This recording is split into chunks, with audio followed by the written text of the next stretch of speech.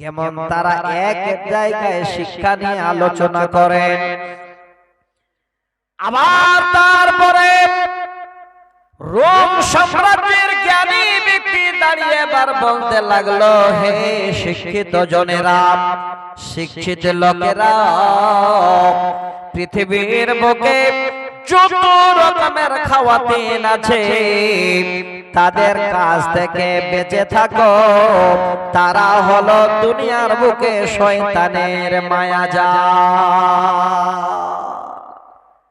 আবার তৃতীয় নম্বরে গ্রিক সমাজের বিশাল বড় পণ্ডিত যার নাম হলো সক্রেটিস, সে বার দাঁড়িয়ে মাইকে ভাষণ দিচ্ছে, হে জ্ঞানী গুণী লোকজন, শিক্ষিত লোকজন, এই দুনিয়ার বুকে যত রকমের বড় বড় ধ্বংস লীলা, যত রকমের খারাপি, যত রকমের অন্যায়, সবগুলো সংগঠিত হয় খাওয়াতিনের দ্বারাই। অতএব তোমরা সবাই সেই খাওয়াতিনের কাছ থেকে দূরে সরে থাকো, তাদের কোন রকমের সম্মানজনক কথাটাও বলো না। তাদের শিক্ষা কেমন ছিল? তারা কেমন শিক্ষিত ব্যক্তি ছিল? নিজেরাই নিজের মধ্যে যেন শিক্ষিত পরিচয় দিয়ে জীবন যাপন করতে শুরু করলো। কিন্তু আল্লাহর কোরআন সারা পৃথিবীর মানুষের জন্য এসেছে। এই কোরআন শুধু কোন রকমের কাউকে বাদ দিয়ে শিক্ষার কথা বলে নাই। হ্যাঁ, তিনি বন্ধু আল্লাহর তরফ থেকে এই বার্তা যেন এসেছে, এই ইসলাম ধর্মের ভিতরে যিনি কোরআন এসেছে, আয়াত আল্লাহ পাঠিয়েছেন। ওরে আমার বান্দা বান্দিরা, তোমরা সকলে সমানভাবে আমার দ্বীনের ভিতরে যেন এক অপরের সাথে বন্ধু। ছেলেদের ছাড়া মেয়েদের জীবন যেন বেকার, মেয়েদের ছাড়া ছেলেদের জীবন বেকার। আমার আল্লাহ এবার তিনার তরফ থেকে আল্লাহ কোরআনে যেন সে বার্তা দিয়েছে। আল্লাহ জানিয়ে দিলেন, ওয়াল মুমিনুনা ওয়াল মুমিনাতু বাযুহুম আউলিয়াউ বাযিন। মুমিন পুরুষ এবং মুমিনা নারী তারা এক অপরের বন্ধু, এক অপরের সহায়ক। এমন একটা বাক্য যে আমার মায়েরাও যেন এখান থেকে কেউ বাদ পড়ল না, কেউ এদিক ওদিক গেল না। সমস্ত মুমিন আল্লাহর বান্দারা এবং আল্লাহর বান্দারা এই দুনিয়ার বুকে এক জায়গায় এক প্ল্যাটফর্মে দাঁড় হয়ে ইসলাম নামক ধর্ম যেন তাদের পরিচয় দিয়ে দিল।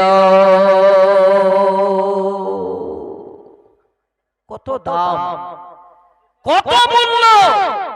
আজকে এই সমাজ, এই কোরআন পাওয়ার পরে আমরা এই সমাজের মানুষ দেখেন, আজকে যদি আমার মায়েরা বোনেরা শিক্ষিত না হতো, জাতির এত বড় উন্নতি হতো না। মায়েরা যদি শিক্ষিত না হতো, ছেলেমেয়েরা এত শিক্ষা অর্জন করতে পেত না। আমি আপনাদের এক দুটো ইতিহাসও শোনাবো, তবে আগে হাদিস কোরআন গুলো দু চারটা শোনাই।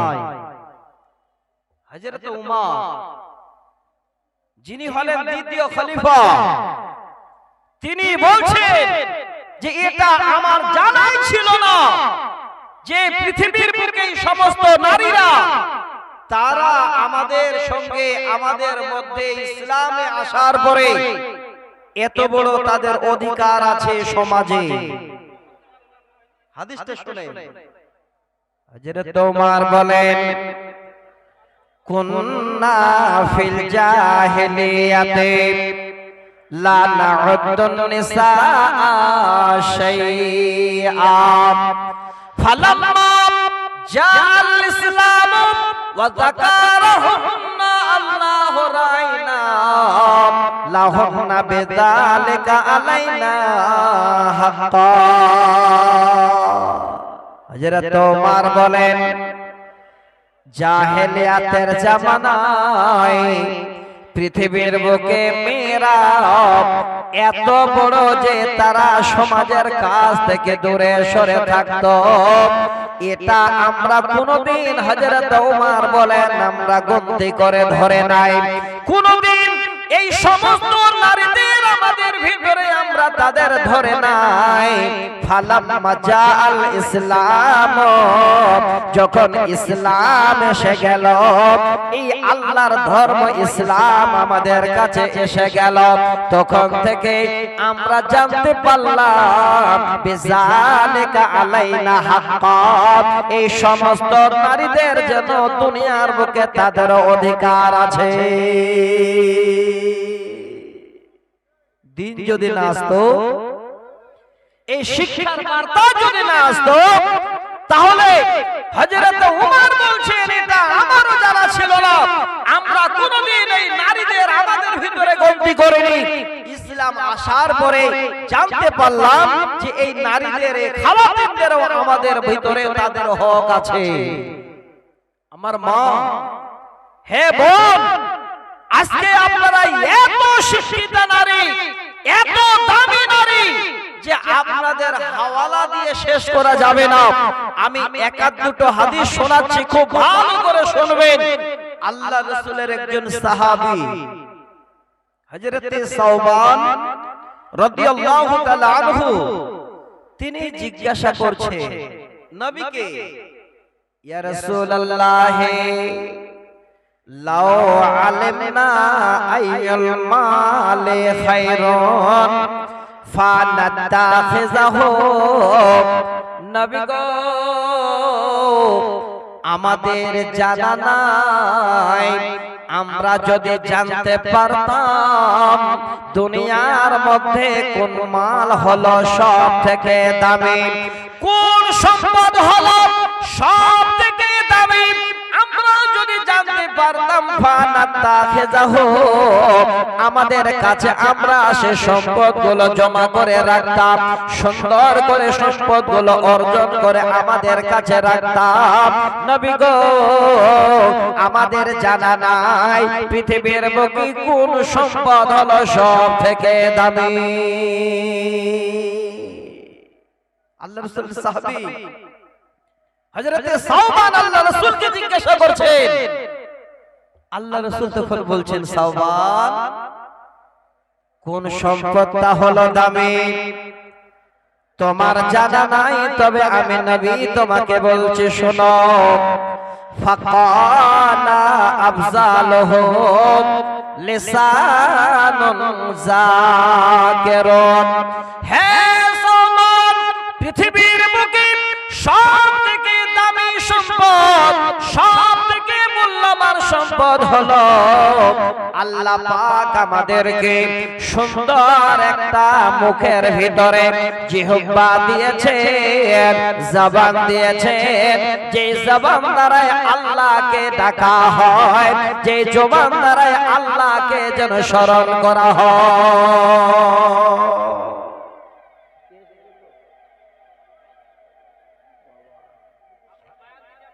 ঠিক আছে, তাহলে কি বুঝতে পারা গেল?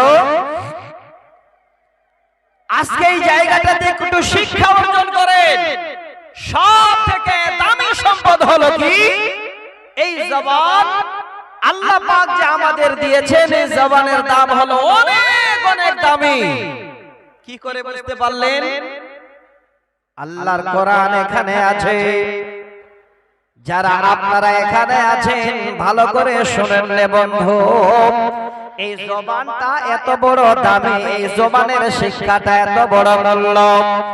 আল্লাহ নবীর জামানায় এই রকমের 8 থেকে 10 জন সাহাবী এক জায়গায় বসে তিনারা শিক্ষা বিষয়ে আলোচনা করছেন। তবে তিনারা ওই সময় আল্লাহ রাসূলের সাহাবী হতে পারেন নাই, ঈমান আনতে পারেন নাই। তাদের মধ্যে 10 জনের টিমের মধ্যে একজন হলো সব থেকে শিক্ষিত মানুষ। এবার প্রশ্ন করা হলো, আমরা শুনেছি মুহাম্মদ বিন আব্দুল্লাহ নাকি একজন শেখ শেষ নবী, আমরা জানতে চাই তার কাছে এমন কোন শিক্ষা আছে, একবার তার সঙ্গে আমরা কথোপকথন করব। ভাই আপনারা যারা ইদিক উদিক হয়ে গেলেন, ব্যাপার কি গো, বসেন, আপনারা আসেন না? আপনারা মেহমান ডেকেছেন, এখানে আসবেন উনি, আপনারা দেখতে পাবেন, ওখানে গিয়ে দেখতে হবে কেন? ভাই আসেন, বসে যান, উনি তো আমাদের মেহমান, আপনাদের